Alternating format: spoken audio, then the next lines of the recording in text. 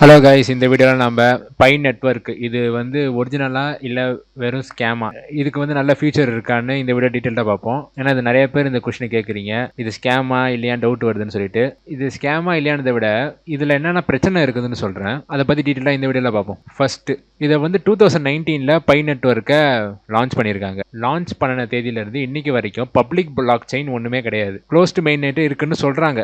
அதுக்கு எந்த ஒரு ப்ரூஃபும் டிரான்சாக்ஷன்ஸும் இல்லை. உதாரணத்துக்கு இந்த ஸ்க்ரீனில் பார்த்தீங்கன்னா தெரியும், இது வந்து ஒரு ஆள்கிட்டையும் பிட்காயின் எவ்வளோ இருக்குன்னு பார்க்குறது.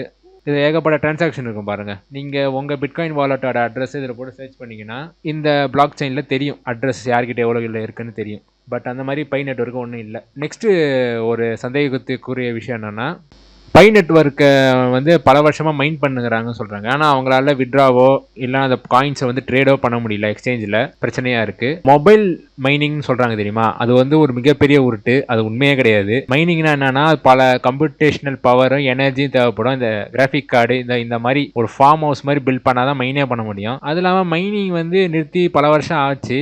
அது இப்போ யாரும் இப்போ எந்த கிரிப்டோ கரன்சியும் மைனிங் பண்ணுறதில்ல. இது வந்து ஒரு உருட்டு. சும்மா அவங்கள டவுன்லோட் பண்ண வச்சு ஒரு கிமிக் காட்டுறல. இப்போ கிராஃபிக் எல்லாம் சொன்னால் யாரும் வாங்க முடியாது. அது விலை ரொம்ப அதிகம். மொபைல் ஆப் டவுன்லோட் பண்ணி அமுக்குங்க, பட்டனை அமுக்குங்க அப்படின்னு சொல்லிட்டு மக்கள் ஏமாற்றி இது பண்ணுறாங்கன்னு நினைக்கிறேன். ஸோ இது மைனிங் கிடையாது, சும்மா ஒரு கிமிக். அவங்களோட மானிட்டைசேஷனுக்கு, அதாவது காசு பார்க்கறதுக்கு யூசர்ஸோட டேட்டாலாம் மற்ற கம்பெனிஸ் விற்கிறாங்கன்னு சொல்கிறாங்க. ஸோ அது ஒரு சான்ஸ் இருக்குது. சும்மா யூசர் டேட்டாவை வச்சு மற்ற கம்பெனிக்கு ப்ராஃபிட்டுக்கு விற்கலாம். அதுக்கப்புறம் முக்கியமான விஷயம் என்னென்னா, இதில் வந்து பிஸ்னஸ் மாடலே இல்லை. எப்படி வந்து அவங்க எப்படி பணம் சம்பாதிக்கிறாங்க, மைனிங் அப்படின்னு சொல்கிறாங்க. அது எதுவுமே ஒரு ப்ராப்பரான கிளியர் பிஸ்னஸ் மாடல் இல்லை. கடைசியாக இன்னொரு விஷயம் என்னென்னா, அப்புறம் பை நெட்வொர்க் வந்து பிட்காயின் மாதிரி ஆகும்னு சொல்கிறாங்க.